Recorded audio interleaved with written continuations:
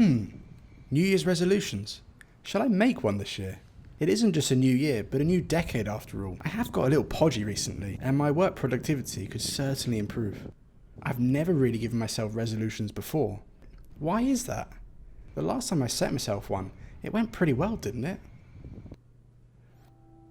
It was back in December 2005. I remember it because I was injured and I could hardly play. My knee was giving me all sorts of grief, going through weeks of treatment just to play one tournament, and I was overlooked for selection by the England coaches. I was bloody miserable. It was at that time of the year we always had this Christmas training camp at the National Centre. The camp was mainly for these mid-season fitness tests, but we also trained and were given some motivational talks to prepare us for the second half of the season. I couldn't do half the tests, and even the ones I could do, I couldn't do very well.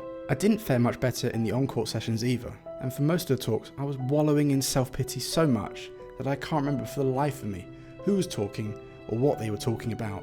But it was on the final day of the camp, during one of those talks, that something inside of me came to life. It was like someone just turned on a light switch inside of me. For the first time in my life, I decided on some New Year's resolutions. I decided there and then that I was going to get over this damn injury, train like a man possessed, and win the 2 big tournaments left in the season. For the first time in months, I was happy. I knew that come January 1st, I was going to do all I can and prove to these people what I can truly do. I didn't tell anyone about my plans. Not my coaches, not my friends, not even my family. This was my mission, and I was determined to do this. January 1st hit and I was true to my word. I was getting up at 4:30 AM each day to run and do circuits. During my lunch breaks at school, I'd spend it hitting against the wall or doing shadow. And in the evenings, I'd have my normal hitting session, followed by more circuits before bed. It paid off. I beat players I'd never beaten before. I proved myself to be a worthy contender within England and Europe, and made it back into the coaches' good books as well. I had achieved my goals.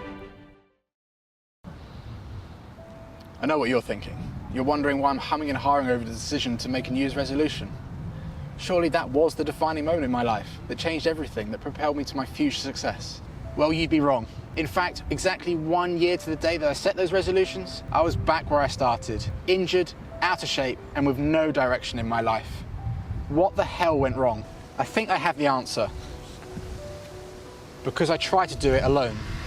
I had no one who understood what I was doing. I had no one to catch me when I was slipping. I had no one to help me when I was lost and unsure of what to do next. I had no one to hold me accountable, and I had no one there to give me that much needed kick up the arse. I honestly believe if you share your goals with people, not only can they hold you accountable, but they can motivate you, support you, catch you when you slip, and nudge you back on the right track when you've wandered from it.